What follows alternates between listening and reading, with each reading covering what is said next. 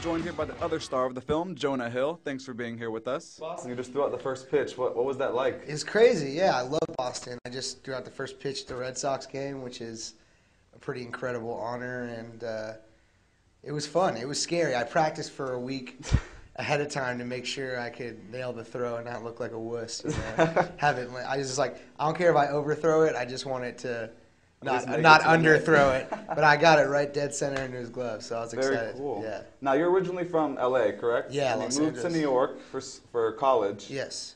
What made you move to New York? What was there that you couldn't find in L.A.? Well, I went to Boulder my first semester. Okay. And it was a really nice place, but I kind of felt motivated to start my writing career. That's what I was intending to do. And I didn't want to live in Los Angeles because I was from there and had grown up there and knew I wanted to live there as an adult. So I wanted to live in another big city where stuff was going on and all sorts of fun stuff could happen. And New York City is a pretty incredible place to live. I think Boston might have been the only other place equally as exciting as that. Are you just saying that? No, I didn't get into BU or Emerson or anything. So I went to New School and I got in there. So I applied to BU, Emerson, and BC. Didn't and I get didn't get in any of them. So. Big mistake, guys. Yeah. Big mistake. Thanks, I appreciate it. Now, I understand you wrote plays in college. What made you switch to movies, and when did you find your first big break in the movie business? Well, you can write a one-act play, and it's short, and it doesn't take as long as writing a full screenplay. So writing a full screenplay can take years. You know, it's not an easy task, and telling a full story as opposed to, you know, a short story. It's like the difference between writing a book and a short story. You know, and I love movies. I'm not huge into theater.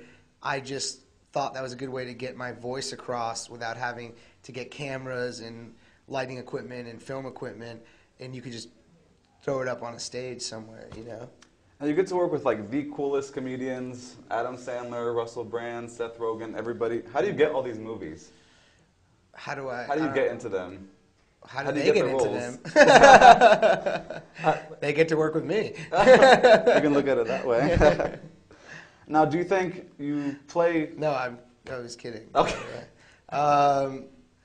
No, I don't know. I think I've been very lucky in my career, and, you know, this film, I think, you know, Russell and I liked working together on Forgetting Sarah Marshall, so the director, Nick, was like, I like the way you guys work together, let's make another movie. And then these other ones, usually it's written for me, or, you know, we're all just friends and respect each other's work, so we decided to work together a lot. Now, is it hard getting work done on the set? Do you guys just laugh a lot, or is it pretty much No, I mean, you're there to work. You have a nice time, and when you eat lunch or hang out in between scenes, you can have fun and joke around, but we're there to work, and we're there to make a good movie, and that's our main objective, you know. Now, who were some of your influences growing up, comedian-wise?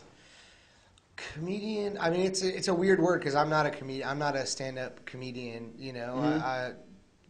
Or any show or yeah, I think more, you? know, the Larry Sanders Show, The Simpsons, Woody Allen, Albert Brooks, Sandler, Ben Stiller, Will Ferrell, people like that, you know. It was kind of just people that really made me laugh. And then when I met them, it was cool to see that they had the same aspirations at my age that I have. And so, you know, it's you start to make these movies and you go, wow, I'm kind of, you know, around these people that I really respect, and I've gotten to work with a lot of people I really respect, and it's been kind of a dream situation, you know. I'm really lucky to have that. Definitely.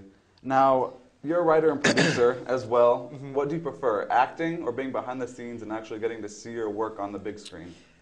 Well, I prefer, you love everything in different ways, you know.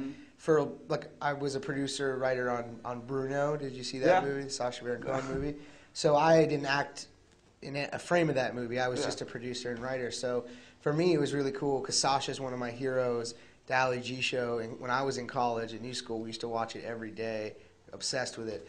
And so for me, it was like, wow, when I was in college doing nothing, I was obsessed with this guy, and now I'm writing what comes out of his mouth. You know what I mean? So to watch that movie for me was really special because I got to watch things that I thought of and have one of my heroes say them. And then in our movies, these movies, it's us saying them, but we improvise and help work out a lot of our own scenes. So everything's fulfilling in a totally different way. I honestly just feel super psyched and lucky to be doing this. Great job, can't complain. Yeah. Now, speaking of this movie, Diddy's in it. He plays your boss. You're the Diddy's intern at the record label. How was that like working with him? I did not expect him to be that funny in the movie. Oh, you saw the movie? Yeah, we saw it this past week. Oh, cool, Premiere, cool.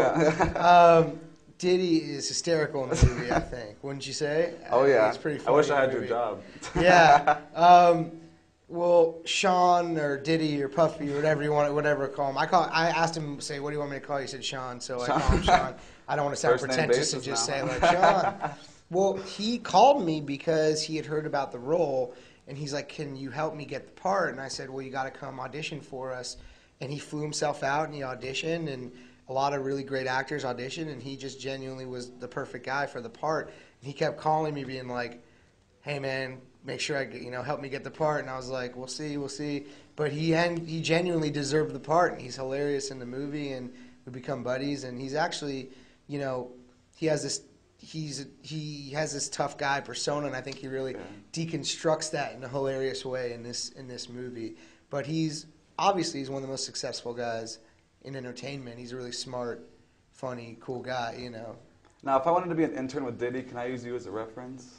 Sure, but then he'd call me, and then I would say, I don't know, I've only met the guy for like 5 minutes. Well, speaking of that, every movie, or a lot of movies you're in, you always have like these crazy party scenes. Yeah. Can we ever party sometime like that?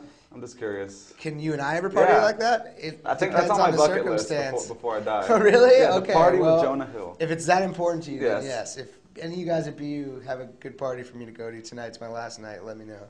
All right, and Marathon Monday is Monday. Yeah, I think we're going to do some. Russell and I think are going to be at the finish line of the marathon. Oh, very cool. Interviewing the people that just ran it. So. All right. Well, thank you so much for stopping by, Yeah, Jordan. Jordan. I appreciate it. Get him to the Greek when it hits theaters this summer. Cool. Thank you. Thanks, guys.